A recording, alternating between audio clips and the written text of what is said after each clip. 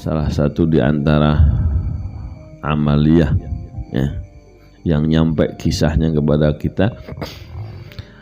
Di antara para masyayikh kita ini sampai ke derajat keikhlasan ya, yang sangat luar biasa di dalam mengemban amanah menyampaikan satu keilmuan.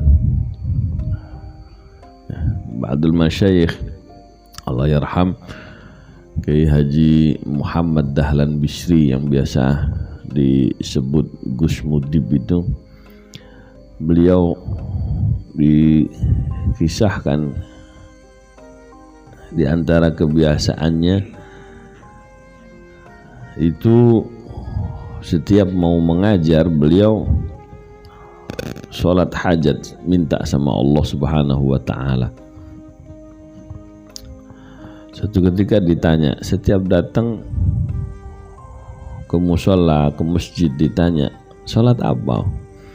Apakah sholat duha? Sholat duha sudah selesai di rumah, udah berangkat.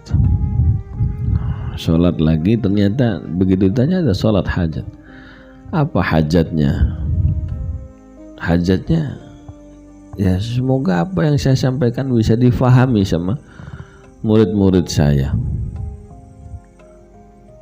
Saya jadi mikir kadang-kadang kita ya, sebelum mempertanyakan seorang guru ya, kalau kita ditanya pernah nggak kita hadir majelis kemudian berdoa, ya Allah moga-moga saya kali ini diberi paham sama Allah.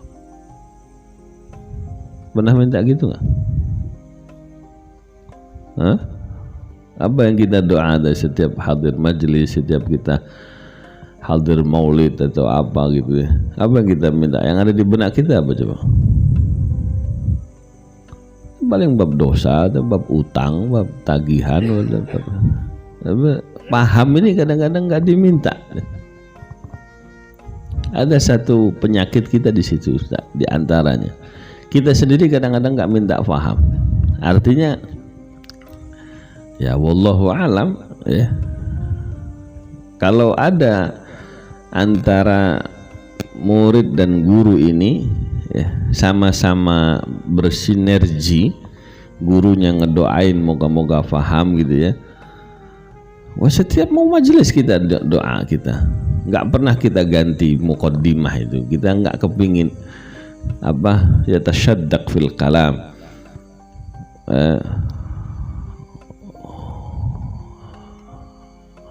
Wa ma ana minal mutakallifin.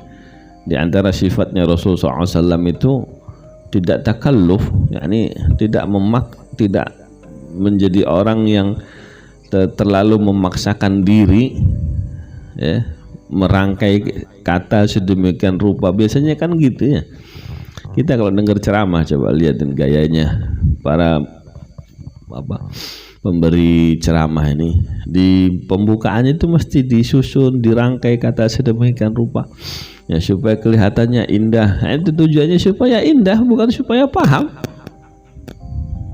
supaya ajib gitu tujuannya, supaya menarik. Itu tertarik doang, paham nggak? Wallahu alam. Kadang-kadang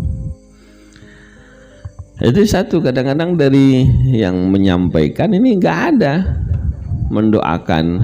Sama alhamdulillah kita niru para masyayikh kita. Allahumma qina bil ilmi wa zina bil hilmi wa taqwa jamna bil afiyah. Allahumma innaka fahman nabiyyin wa hifdzal mursalin. Kita minta itu sama Allah Subhanahu wa taala. Nah, tinggal masalahnya kayak antara PLN dengan yang punya rumah ini. Iya dah. PLN sudah punya saluran. Iya dah. Punya kabel nyampe ke kampung-kampung, tapi sudah disambung sekalipun ada meterannya, ada ini. Kalau kita yang punya rumah nggak pakai nyetek, nyala nggak lampu kira-kira? Nggak nyala. Ada masalah kita mungkin di situ. Kita sendiri kadang-kadang lupa atau nggak begitu penting paham itu. Dan kalaupun nggak paham, tanya nggak? Ya nggak penting juga tanya kayaknya.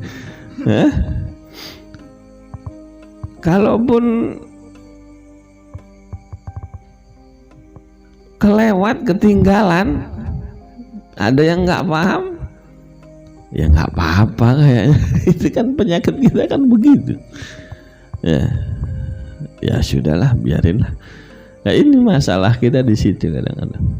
Ya, kemarin kita dapat cerita beliau saking pinginnya, ya, supaya ilmu itu sampai, ada ilmu, ada hak prerogatifnya Allah Subhanahu wa taala. Ayat yang kita ulang setiap awal ta'lim, awal dari subhanaka la ilma lana illa ma 'allamtana. Kita nggak punya ilmu kita ini, ya, kecuali apa yang Allah taala ajarkan, apa yang Allah taala fahamkan kepada kita. Nah, itu di situ apa penyakit kita ini. Kadang-kadang memang kitanya nggak pernah minta paham itu. Yang diminta itu aneh-aneh kadang-kadang, yang jadi santri ini atau jadi murid ini, ya, apa yang diniatkan itu tidak sesuai sinyalnya dengan guru yang menyampaikan. Nah, di situ akhirnya nggak nyambung, nggak ada transfer data, nggak ada apa namanya kesepahaman, gitu ya. Nah, ini kadang-kadang perlu kita harus introspeksi diri, ya. Ini apa yang menyebabkan kita terhalang dari kepahaman? Apa karena nggak didoain, atau karena kita yang nggak sudah didoain tapi kita juga nggak mau minta itu? Nah, akhirnya ya tidak lancar pemahaman itu, ya. Artinya kan kalau kita merenung, ya, ada ulama, para masyayikh itu kadang-kadang punya niatan itu luar biasa. Jadi tingkat keikhlasan itu bertingkat-tingkat. Ada orang guru yang dalam mengajarnya itu, pokoknya sesudah ngajar, lu ngerti kagak bodo amat, yang penting saya sudah ngajar, slip gajian amplopnya utuh, pulang udah. Mau tanya kayak mau kagak kayak bodo amat. Nah, apalagi kalau waktu sudah habis, ya, waktu sudah habis, ada gimana, paham semua? Gak ada, udah. Bye bye, udah bel, waktu habis ya. Ini yang terjadi di zaman kita itu seperti itu. Jadi faham itu bukan menjadi target utama, padahal itu adalah penyakit yang utama yang diderita sama manusia. Punya hati nggak mau berusaha paham. Lahum qulubun la yafqahun ay la yafhamuna biha, yang nggak mau memakai hatinya untuk memahami. Nah, ini dari mana?